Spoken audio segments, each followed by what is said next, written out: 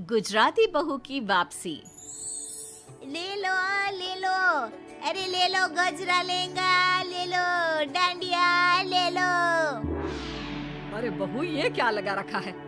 तेरा पैसे कमाने का दिमाग ये तो सोच ले कि जहाँ तू ये सब बेच रही है कोई नहीं लेने वाला। गुजराती बहू हंसा जवाब देती है। अरे क्यों नहीं लेगा? डांडिया का मौसम है तो क्या लेंगा नहीं लेगा है?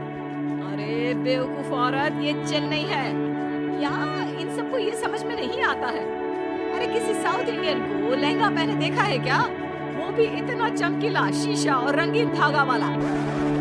ये देखो सासू माँ, यहाँ खड़ी होकर ना उल्टी पुल्टी बात मत करो। जिसको लेना है वो जरूर लेगा। बहू सास की बात सुनकर हंसती है और घर चली जाती है। बेचारी बहू सारा दिन सारी शाम दुकान में बैठती, लेकिन बहुत ही कम दुकानदारी के बाद जब रात को घर आती है तो आ गई महारानी पैसे का ढेर लेकर। जाकर खाना बना। माँ वो थक गई होगी, खाना बाहर से मंगा ले क्या? हाँ क्यों नहीं, सारा दिन घर की कोई जिम्मेदारी तो लेनी नहीं। अरे पैसे कमा कर लाती तो भी कोई बात है, लेकिन ना जीना क्यों, बाहर से क्यों मंगाए? यह कल मुही ही बनाएगी। बहू को गुस्सा आ जाता है, वो किचन में जाती है और माँ के दिए फाफड़ा के साथ अचार रखकर ले आती है।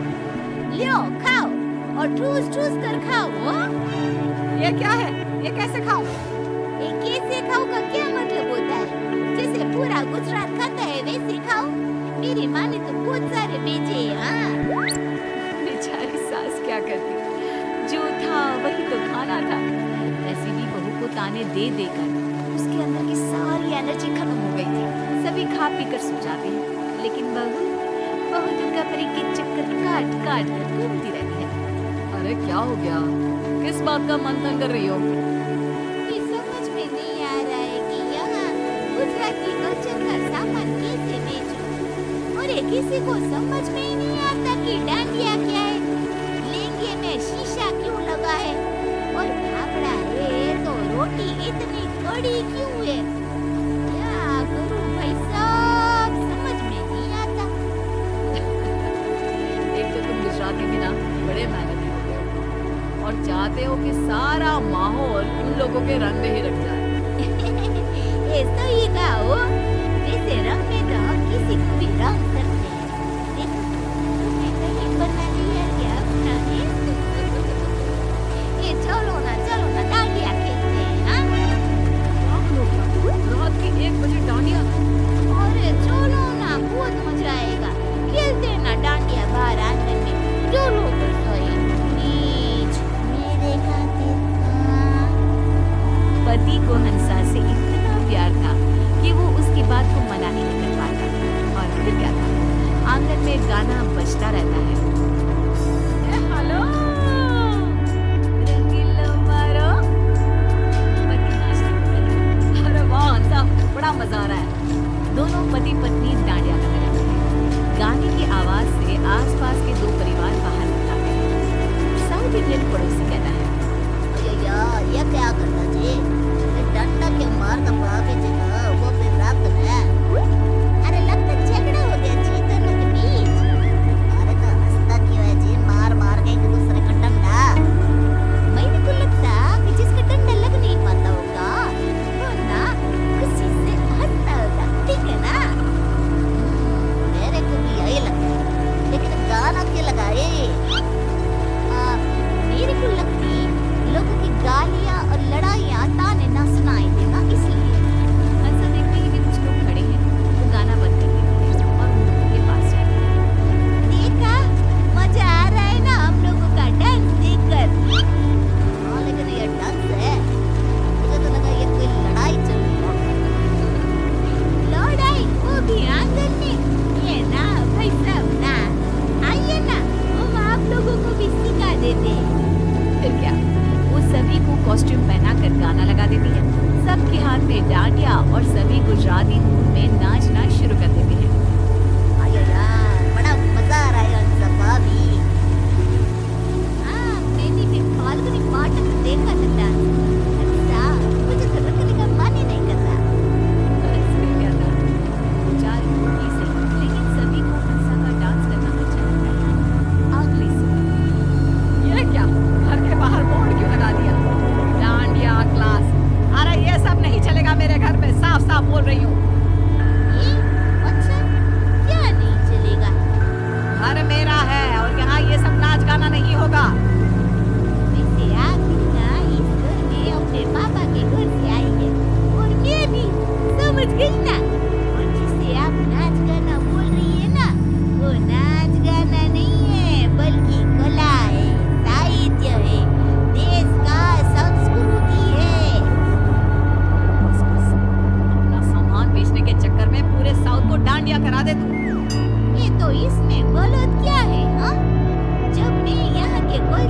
एंजॉय करती हूँ तो मेरे कल्चर को भी ये लोग समझे।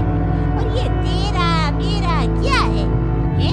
हम ये तो सब भारतीय ना। अब चलिए बाहर जाकर खड़ी हो जाइए, कस्टमर आते ही होंगे। हो बस फिर क्या था, एक एक करके लोगों का घर में आना शुरू होता है। हंसा पहले डांस सिखाती, फिर लहंगा और सारा सामान पैक करके थमा देती। अरे वाह बहू, बड़े नोट छाप रही है, क्या बात है। ले अब वाह वाह कर रही है? नहीं तो सारे दिन दाने दे दे कर मेरे तो कान खा जाती थी। अरे ला बहू ला, यह गड्डी ना पैसों की मुझे दे दे।